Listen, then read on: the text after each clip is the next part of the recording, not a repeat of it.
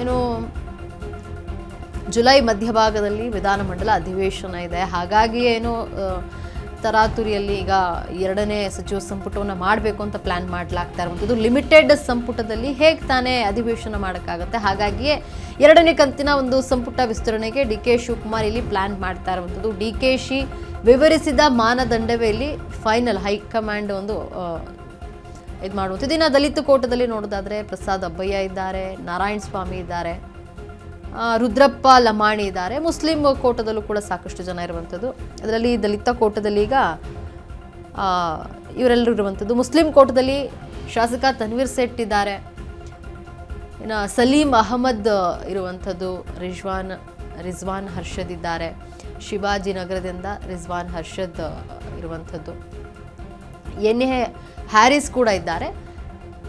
ಇದು ಸಾಕಷ್ಟು ಆಕಾಂಕ್ಷಿಗಳಾಗಿರುವಂಥದ್ದು. ಮುಸ್ಲಿಂ ಕೋಟದಿಂದ ಇವರು ಆಕಾಂಕ್ಷಿಗಳಾಗಿರುವಂಥದ್ದು. ಇವರಿಗೆ ಏನು ಹೈಕಮಾಂಡ್ ಮಣೆ ಹಾಕುತ್ತಾ ಅಂತ ನೋಡಬೇಕಾಗಿರುವಂಥದ್ದು. ಸಲೀಂ ಅಹಮದ್, ಶಾಸಕ ತನ್ವೀರ್ ಸೇಠ್ ಇರ್ಬೋದು, ಏನು ರಿಜ್ವಾನ್ ಹರ್ಷದ್ ಇದ್ದಾರೆ. ಇಲ್ಲಿ ಇವರೆಲ್ಲರೂ ಕೂಡ ಮುಸ್ಲಿಂ ಕೋಟದ ಆಕಾಂಕ್ಷಿಗಳಾಗಿದ್ದಾರೆ.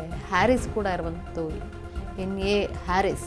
ಯಾರಿಗೆ ಹೈಕಮಾಂಡ್ ಇಲ್ಲಿ ಮಣೆ ಹಾಕುತ್ತೆ. ಒಂದು ಕಡೆ ದಲಿತ ಕೋಟ ಇದೆ, ಇನ್ನೊಂದು ಕಡೆ ಮುಸ್ಲಿಂ ಕೋಟದಿಂದ ನಮ್ಗೆ ಇಷ್ಟು ಜನಕ್ಕೆ ಅವಕಾಶ ಕೊಡಲೇಬೇಕು, ಸಚಿವ ಸ್ಥಾನ ಬೇಕೇ ಬೇಕು ಅನ್ನುವಂಥದ್ದು ಸಾಕಷ್ಟು ಚರ್ಚೆನ ಹುಟ್ಟು ಹಾಕಿರುವಂಥದ್ದು. ಯಾರಿಗೆ ಹೈಕಮಾಂಡ್ ಇಲ್ಲಿ ಮಣೆ ಹಾಕುತ್ತೆ. ರಾಜಕೀಯದಲ್ಲಿ ಈಗ ಸಚಿವ ಸಂಪುಟ ವಿಸ್ತರಣೆ ಭಾರಿ ಚರ್ಚೆಗೆ ಗ್ರಾಸ ಆಗಿರುವಂಥದ್ದು. ಜುಲೈ ಮಧ್ಯಭಾಗದಲ್ಲಿ ಅಧಿವೇಶನ ನಡೆಯಲಿದೆ. ಹಾಗಾಗಿಯೇ ಲಿಮಿಟೆಡ್ ಸಂಪುಟದೊಂದಿಗೆ ಅಧಿವೇಶನವನ್ನು ಹೆದರಿಸೋದಾದರೂ ಹೇಗೆ ಅನ್ನುವಂಥ ಪ್ರಶ್ನೆ. ಅದಕ್ಕೆ ಹಾಗೆಯೇ 2ನೇ ಕಂತಿನ ಒಂದು ಸಂಪುಟ ವಿಸ್ತರಣೆಗೆ ಡಿ ಕೆ ಶಿವಕುಮಾರ್ ಇಲ್ಲಿ ಪ್ಲಾನ್ ಮಾಡ್ತಾ ಇರುವಂಥದ್ದು. ಡಿ ಕೆ ಶಿವಕುಮಾರ್ ವಿವರಿಸಿದಂತಹ ಮಾನದಂಡವೇ ಇಲ್ಲಿ ಹೈಕಮಾಂಡ್ ಮಾನದಂಡ ಆಗಿರುವಂಥದ್ದು. ಕಟ್ಟುನಿಟ್ಟಿನ ರೂಲ್ಸ್ ಯಾರು ಫಾಲೋ ಮಾಡ್ತಾರೆ ಅವರಿಗೆ ಮಾತ್ರ ಡಿ ಕೆ ಸಂಪುಟದಲ್ಲಿ ಚಾನ್ಸ್ ಸಿಗುತ್ತೆ. ಹೈಕಮಾಂಡ್ನಿಂದ ಆ ಶಾಸಕರ ಪಟ್ಟಿಯೂ ಕೂಡ ಏನೋ ಸಿದ್ಧ ಆಗ್ತಾ ಇರುವಂಥದ್ದು. ಒಟ್ಟಿನಲ್ಲಿ ಸಾಕಷ್ಟು ಈಗ ಆಕಾಂಕ್ಷಿಗಳಿದ್ದಾರೆ. ದಲಿತ ಕೋಟದಿಂದ ಪ್ರಸಾದ್ ಅಬ್ಬಯ್ಯ ಇದ್ದಾರೆ, ಎಚ್ ಸಿ ಮಹದೇವಪ್ಪ ಇದ್ದಾರೆ. ಇವರೆಲ್ಲರೂ ಕೂಡ ಆಕಾಂಕ್ಷಿಗಳಾಗಿರುವಂಥದ್ದು. ನಾರಾಯಣ ಸ್ವಾಮಿ ಇದ್ದಾರೆ.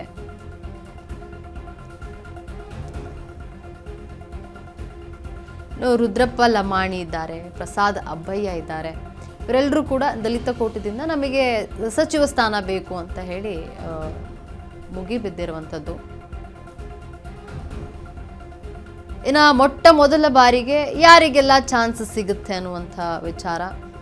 ಶರತ್ ಬಚ್ಚೇಗೌಡ ಇದ್ದಾರೆ, H C Balakrishna, H D Ranganatha, ಜೊತೆಗೆ ಶ್ರೀನಿವಾಸ್, ಅಶೋಕ್ ಪಠಾಣ್ ಹಾಗೂ ಪೊನ್ನಣ್ಣ ಇವರೆಲ್ಲರೂ ಮೊಟ್ಟ ಮೊದಲ ಒಂದು ಪಟ್ಟಿಯಾಗಿರುವಂಥದ್ದು. ಅಜಯ್ ಸಿಂಗ್, ಗೋಪಾಲಕೃಷ್ಣ, ಶಿವಗಂಗಾ ಬಸವರಾಜ್, ಶ್ರೀನಿವಾಸ್ ಮಾನೆ, ಪ್ರದೀಪ್ ಈಶ್ವರ್, ರಾಘವೇಂದ್ರ ಹಿಟ್ನಾಳ್ ಇವರೆಲ್ಲರೂ ನೋಡಿ ಮೊಟ್ಟ ಮೊದಲ ಬಾರಿಗೆ ಸಚಿವ ಸ್ಥಾನ ಬೇಕು ಅಂತ ಕೇಳ್ತಾ ಇರುವಂಥದ್ದು. ಇವರಿಗೇನಾದರೂ ಲಾಟರಿ ಹೊಡೆಯುತ್ತಾ, ಚಾನ್ಸ್ ಸಿಗುತ್ತಾ? ಯಾಕಂದರೆ ಹೈಕಮಾಂಡ್ ಈಗ ಯುವ ಶಾಸಕರಿಗೆ ಮಣೆ ಹಾಕಬೇಕು ಅಂತ ಮುಂದಾಗ್ತಾ ಇರುವಂಥದ್ದು. ಹಾಗಾಗಿಯೇ ಇವ್ರಿಗೆಲ್ರಿಗೂ ಏನಾದರೂ ಸಿಗುತ್ತಾ ಅನ್ನುವಂಥದ್ದು. ಮೊಟ್ಟ ಮೊದಲಿಗೆ ಸಚಿವ ಸ್ಥಾನ ಇವರಿಗೆ ಸಿಗುತ್ತಾ ಅನ್ನುವಂಥ ಪ್ರಶ್ನೆ ಇದೆ. ಶ್ರೀನಿವಾಸ್ ಮಾನೆ ಇದ್ದಾರೆ, ಪ್ರದೀಪ್ ಈಶ್ವರ್ ಇದ್ದಾರೆ. ಪ್ರದೀಪ್ ಈಶ್ವರ್ ಏನು ನಿನ್ನೆ ಕೂಡ ಸಿದ್ದರಾಮಯ್ಯನವರ ಮನೆಗೆ ತೆರಳಿ ನಾನು ಕೂಡ ಸಚಿವನಾಗಬೇಕು, ಹೈಕಮಾಂಡಿಗೆ ರೆಫರ್ ಮಾಡಿ ಅಂತ ಮನವಿಯನ್ನು ಕೂಡ ಮಾಡಿಕೊಂಡಿದ್ರು.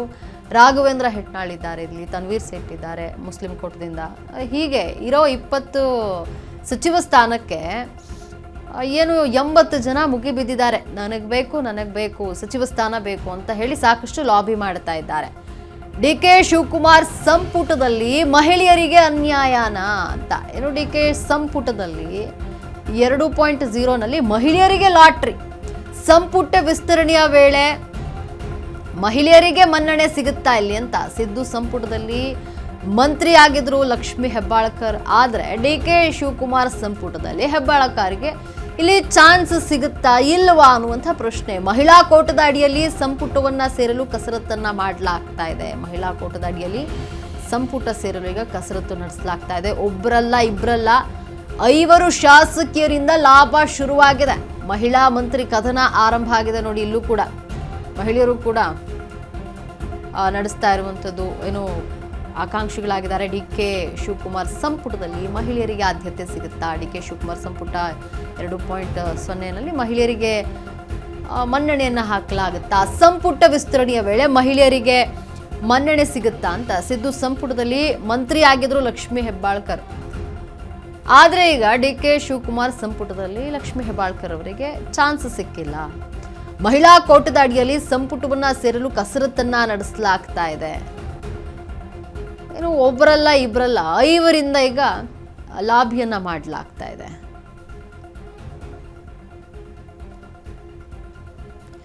ಮಹಿಳಾ ಮಂತ್ರಿಯ ಕದನ ಶುರುವಾಗಿರುವಂಥದ್ದು ಯಾರ್ಯಾರೆಲ್ಲ ಇದ್ದಾರೆ ಅಂತ ನೋಡೋದಾದ್ರೆ ಇಲ್ಲಿ ಉಮಾಶ್ರೀ ಇದ್ದಾರೆ, ಪರಿಷತ್ ಸದಸ್ಯ ಆಗಿರುವಂಥದ್ದು. ನಯನಾ ಮೋಟಮ್ಮ ಇದ್ದಾರೆ, ಲಕ್ಷ್ಮೀ ಹೆಬ್ಬಾಳ್ಕರ್ ಇದ್ದಾರೆ. ಉಮಾಶ್ರೀ ಕೂಡ ಇಲ್ಲಿ ಸಚಿವ ಸ್ಥಾನ ಬೇಕು ಅಂತ ಈಗ ಮಹಿಳಾ ಮಂತ್ರಿಯ ಒಂದು ಕದನ ಶುರುವಾಗಿದೆ. ಲಕ್ಷ್ಮೀ ಹೆಬ್ಬಾಳ್ಕರ್ ಉಮಾಶ್ರೀ ಇದ್ದಾರೆ, ಜೊತೆಗೆ ರೂಪಕಲಾ ಶಶಿಧರ್ ಇವರು ಕೂಡ ಮಹಿಳಾ ಕೋಟದ ಒಂದು ಆಕಾಂಕ್ಷಿಯಾಗಿರುವಂಥದ್ದು. ನನಗೆ ಮಹಿಳಾ ಕೋಟದಲ್ಲಿ ಸಚಿವ ಸ್ಥಾನ ಬೇಕು ಅಂತ. ಇನ್ನು ಖನೀಜ್ ಫಾತಿಮಾ, ನಯನಾ ಮೋಟಮ್ಮ, ಉಮಾಶ್ರೀ, ಫಾತಿಮಾ ಹಾಗೂ ಲಕ್ಷ್ಮೀ ಹೆಬ್ಬಾಳ್ಕರ್ ಇವರೆಲ್ಲರೂ ಕೂಡ 5 ಜನ, ಬರೋಬ್ಬರಿ 5 ಜನದಿಂದ ಈಗ ಸಚಿವ ಸ್ಥಾನದ ಒಂದು ಲಾಬಿಯನ್ನು ಮಾಡಲಾಗ್ತಾ ಇದೆ.